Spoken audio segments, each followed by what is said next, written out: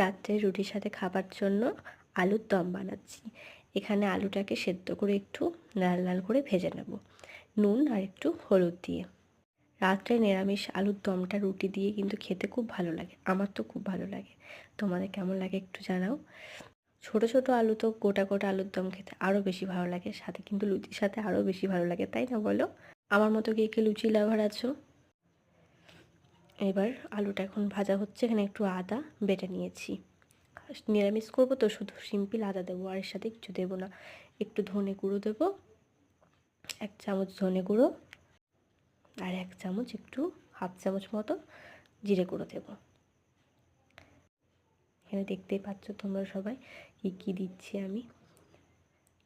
আর এখানে একটু লাল লঙ্কা, যেন আলুর দমটা একটু লাল লাল হয়, তাই না? খুব ভালো লাগে খেতে, তাই না? আর এখানে একটু ঝাল লঙ্কা দিচ্ছি, তোমাদের ইচ্ছা মতো ঝাল লঙ্কাটা দিয়ে নেবে, যে যেমন ঝাল খাও সে সেরকম দিয়ে নেবে। আর এখানে দিচ্ছি আলুর দমের মশলা। তোমরা নিশ্চয়ই জানো আলুর দমের মশলাটা, আলুর দমের মশলাটাই তো আসল মজা, তাই না? আলুর দমে তো এটাতেই মজা আসবে। এখানে একটু দেবো ম্যাগি মশলা। ম্যাগি মশলা আমি ছোটো প্যাকেট আনি, সবসময় তো ব্যবহার করি না, নিরামিষ তরকারিতে একটু করে ম্যাগি মশলাটা ব্যবহার করি। আর দিয়েছি টমেটো কেচাপ। টমেটো কেচাপ দিয়েছি, সাথে তোমরা থাকলে একটু টক দই দেবে। যদি টমেটো কেচাপটা একটু কম দিয়ে টক দই দেবে। এখানে জল দিয়ে আমি গুলে নেব। আমার কাছে অ্যাভেলেবেল ছিল না, তাই টক দইটা আমি দিইনি। এবার দেখো আর লাল লাল করে আলুটা আমি ভেজে নিয়েছি।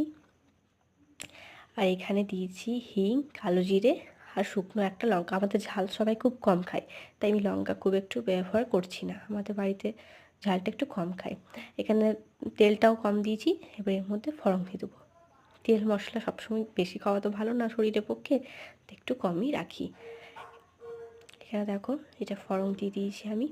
যদি তোমরা এরকম আমার ভিডিও পেতে চাও তাহলে কমেন্ট করে আমাকে জানাবেন, আমি নতুন নতুন রান্নার রেসিপি দেবো তোমাদেরকে, সব রেসিপি তোমাদের সাথে শেয়ার করব। এটা দেখতেই পাচ্ছ আমি ফোড়নটা দিয়ে দিয়েছি। এরপরে যে মশলাটা বানিয়ে রেখেছিলাম সেটা কিন্তু আমি এখানে দিয়ে নিলাম। মশলাটা ভালো করে ভেজে নেবো, তেল ছাড়া পর্যন্ত। দেখুন ভাজা হয়ে গেছে।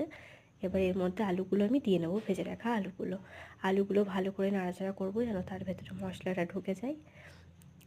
এবার মশলাটা ঢুকে গেলে এর মধ্যে কিন্তু আমি জল অ্যাড করে দেবো। আর হ্যাঁ, লাস্টে কিন্তু কাসুরি মেথি দিতে ভুলবে না, ঠিক আছে? আমি ওটা দেখাতে পারিনি, তা তোমরা কিন্তু লাস্টে কাসুরি মেথি দিয়ে নামাবে, যখন নামাবে। এবার আমি এটা কিন্তু গ্যাসের ফ্লেমটা হালকা লো করে ঢাকা দিয়ে দেবো, একটু ঘন হয়ে আসবে, তারপর নামিয়ে নেব। ভিডিওটা দেখার জন্য ধন্যবাদ।